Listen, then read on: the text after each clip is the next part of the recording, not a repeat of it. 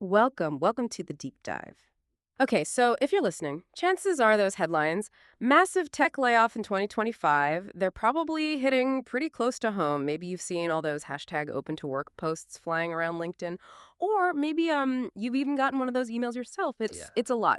This isn't just news, right? It feels like a real tangible shift in an industry that honestly a lot of us thought was practically untouchable. It's definitely got people wondering, okay, what is next for me? The whole vibe in tech feels a bit charged lately. And maybe not in that exciting, innovative way, you know? More like that feeling when the air gets staticky before a storm, that kind of dread, that worry about job security. It's real. Okay, let's unpack this. Today, we're diving straight into this whole situation, but we're coming at it with a hopeful angle. We're looking at these layoffs through the lens of Srinidhi Ranganathan. He's got this really insightful take that acknowledges the reality, sure, but also offers a strong counter narrative to all the anxiety floating around. So, our mission today, it's not just about what's happening, you likely know that already. It's about looking beyond those headlines, finding out what's next, and really importantly, figuring out where the hope lies for everyone trying to navigate this. Exactly, and that hope is just so crucial right now. Srinidhi Ranganathan's work does a great job of, well, keeping it real about the situation, but also pointing towards a way forward. We're definitely not trying to sugarcoat things. I mean, the layoffs are happening. Big names, Google, Microsoft, Meta, Salesforce, you name it, they're cutting jobs. Thousands sometimes. And the source, Ranganathan points directly to this fundamental shift. It's about AI-driven restructuring. It's this big push for efficiency. That's really the core reason. It's not just, a bad quarter or trimming fat after pandemic hiring. It feels more strategic, a realignment. But, and this is the part Srinidhi really stresses, the really important bit, even though the immediate hit feels negative and causes real distress for people. The strong message here is that this isn't the end, not the end of the story for tech workers. He calls it a sharp left turn. It's about understanding the new rules, basically, not deciding the game's over. So yeah, we want to offer a constructive, forward-looking take on what's happening.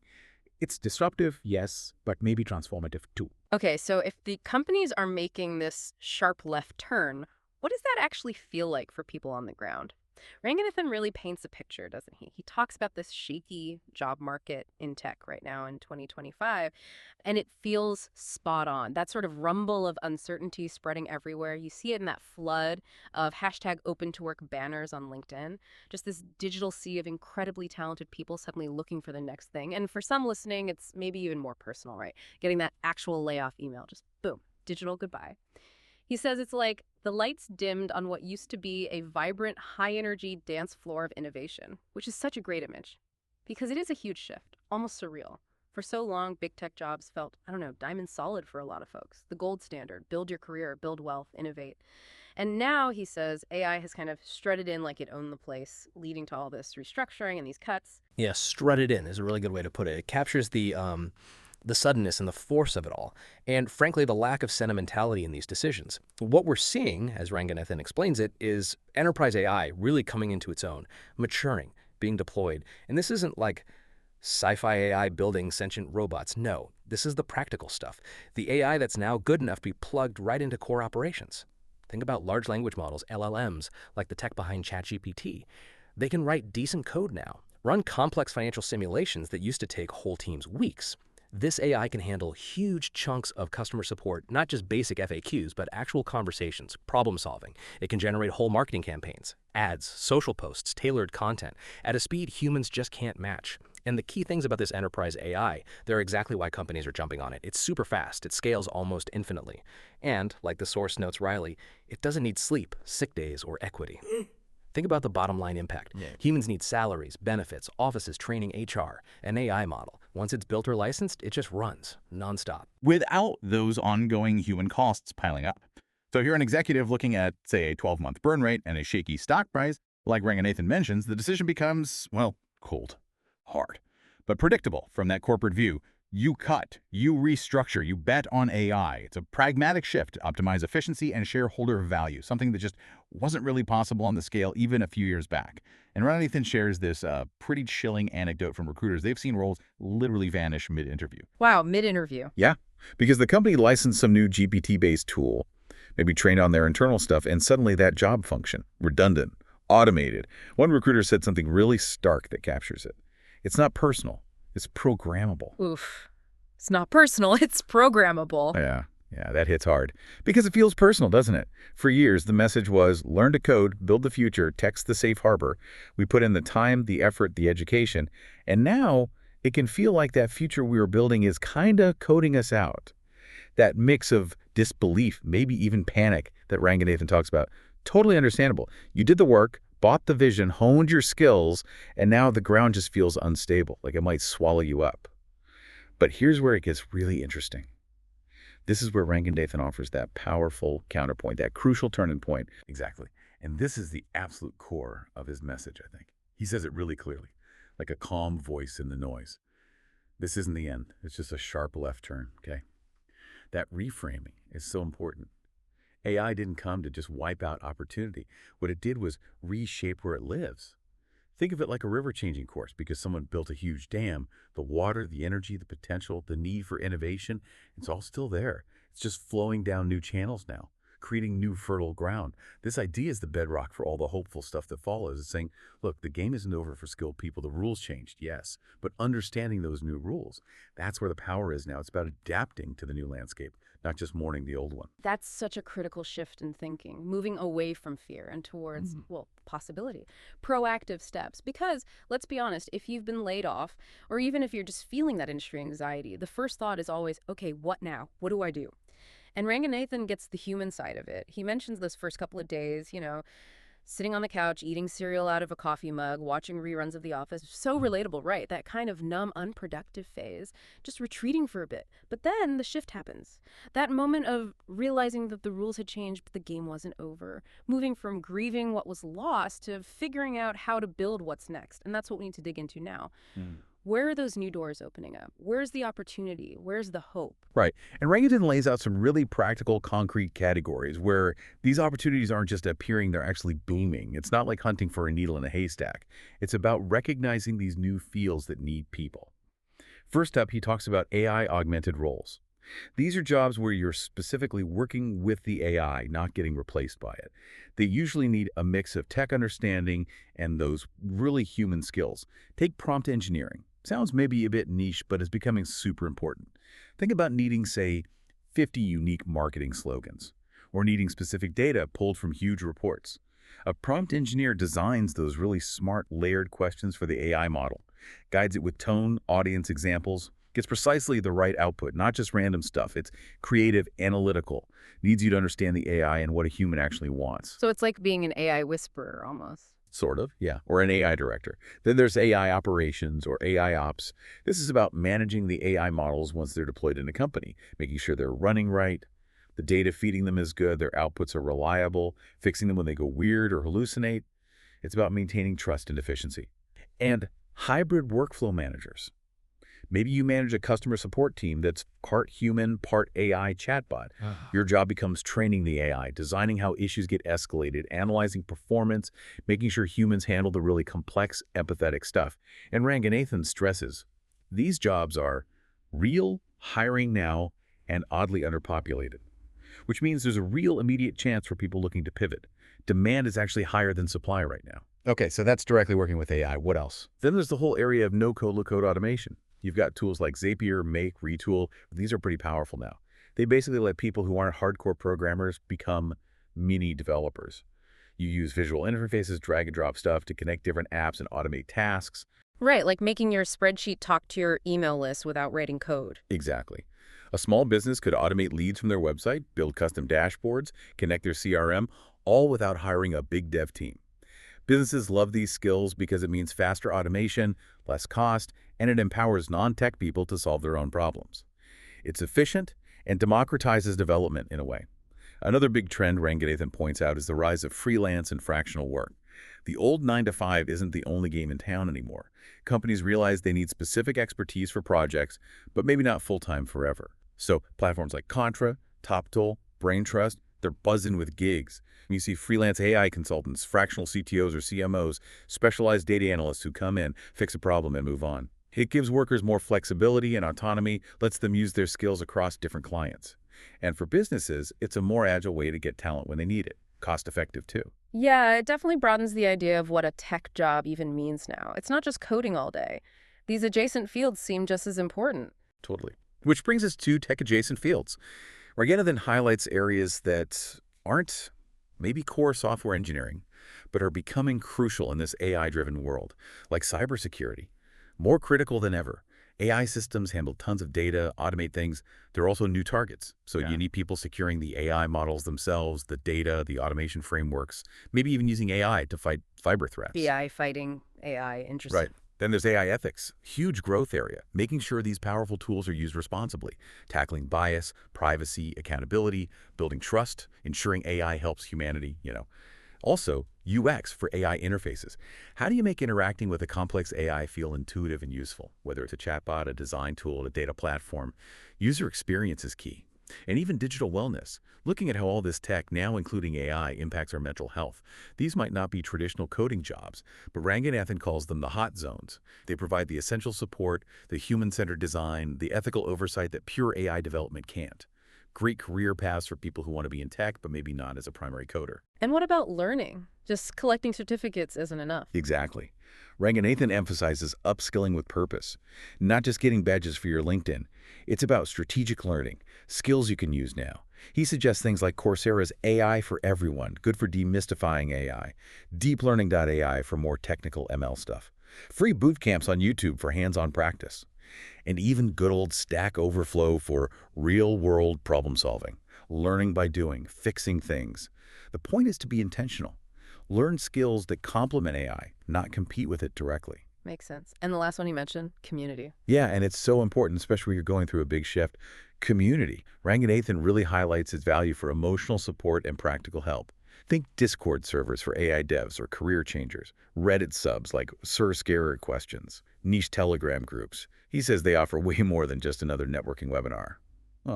These are places for real connection, sharing struggles, getting actual advice on resumes or interviews, finding encouragement. Having that network can be your biggest asset when things feel tough or isolating. That's a really crucial point. It's easy to feel alone in this. Okay, so let's pivot to what Ranganathan calls the ugly truth, which is also maybe our biggest opportunity. You can't compete with AI, but you can collaborate with it. That's more than just a slogan, right? It's a whole mindset shift. Stop seeing AI as the enemy, start seeing it as a tool. So what does this all mean? Practically speaking, how do we leverage this human advantage he talks about? It means we have to stop trying to beat the machines at their own game. You're right, you won't outcode GPT-5. You won't outanalyze a model trained on like the whole internet. That's not where we win. But as Ranganathan points out, so what humans have stuff these tools just don't. And these things become way more valuable now. We have empathy, understanding complex human emotions, needs, what's not being said. AI can analyze sentiment, maybe, but it can't feel. Crucial for customer experience, sales, HR, user research. Right, the human touch. Exactly. We have strategic thinking, seeing the big picture, long-term vision, solving messy problems with no clear answer. AI optimizes for a set goal. It doesn't define new goals or handle deep ambiguity well. Think market strategy, product vision. We have emotional resonance, storytelling, connecting with people, persuading, building brands, relationships. AI can generate text, sure, but it can't give it genuine emotion or react subtly to a human audience. We have leadership, inspiring people, building teams, setting direction, managing complex organizations. AI manages tasks, not people. And maybe most importantly, improvisation, adapting on the fly, being creative when things go off script, handling true novelty. AI loves patterns. Humans shine when there are no patterns. This is where the advantage actually lies. Our value is amplifying what AI can't do, not just doing faster what it already does, bringing the uniquely human skills to the table. That's such a powerful way to frame it. It really shifts the focus. So for someone listening, maybe someone from a very technical background who feels threatened, how do they start? How do they actually work with AI in a practical way? What are the first steps to surf the wave, as you put it? Yeah, great question. How do you get started? Ranganathan gives some really concrete examples. It actually starts pretty simply. Just use the tools. Get your hands dirty. Play around with ChatGPT for brainstorming, maybe drafting emails, generating code snippets to learn from. Use Notion AI to organize notes or summarize articles. Try Midjourney or Stable Diffusion to make images for fun or for a presentation.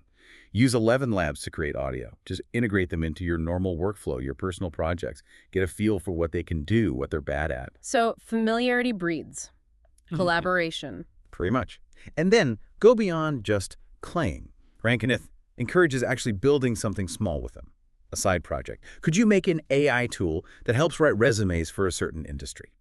Or a little app that automates some boring task for small businesses. Create a demo showing how AI could improve something you're working on. Start a blog where you talk about using these tools, or maybe even a small consulting gig helping others use them. The main goal, as he puts it, is to show employers or your clients that you're not being left behind. Show them you're not just reading headlines about AI, you're using it, applying it, creating value with it. You're part of the solution. Okay, this all sounds incredibly positive, this path of reinvention, but let's be real, it's not easy. Ranganathan acknowledges that too, right? He says burnout is real, but so is reinvention. He really captures that feeling. The day's motivation is zero, sending out dozens, hundreds of applications into a black hole, rewriting your resume again and again. And that little voice starts whispering, did I miss the boat? Am I just obsolete now? It can be really discouraging, that whole process. Oh, absolutely. And this is where Ranganathan's message becomes so supportive, so full of hope, really. He looks that feeling right in the eye and says, you didn't.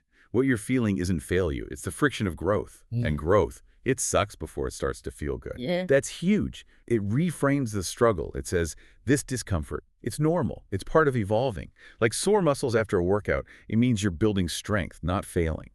And the key advice, the actionable part, is just to keep moving. Consistency. Small steps add up. He suggests things like tweak your LinkedIn, add those new AI skills, show up to the awkward webinar, learn something, meet someone, reply to that recruiter message, even if the gig isn't perfect. It's a step. It keeps you in the game. These aren't giant leaps. They're just consistent forward movements, building momentum. Yeah, because progress isn't usually some big Hollywood moment, is it? It really does just creep in through effort, small steps, day after day, persistence.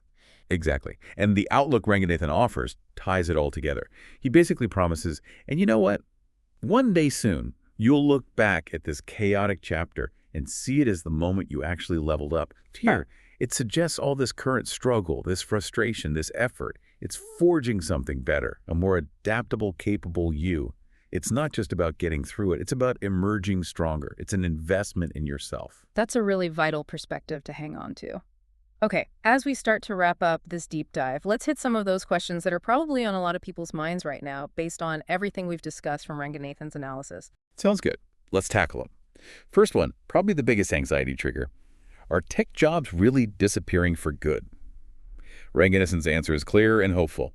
Not disappearing, evolving. It's not an end, it's a transformation. Yes, some traditional roles, especially those easily automated, are declining. Repetitive coding, basic data entry, AI handles that well now. But that's balanced by the rise in those hybrid AI-enhanced jobs we talked about. Prompt engineering, AI ops, managing human AI teams.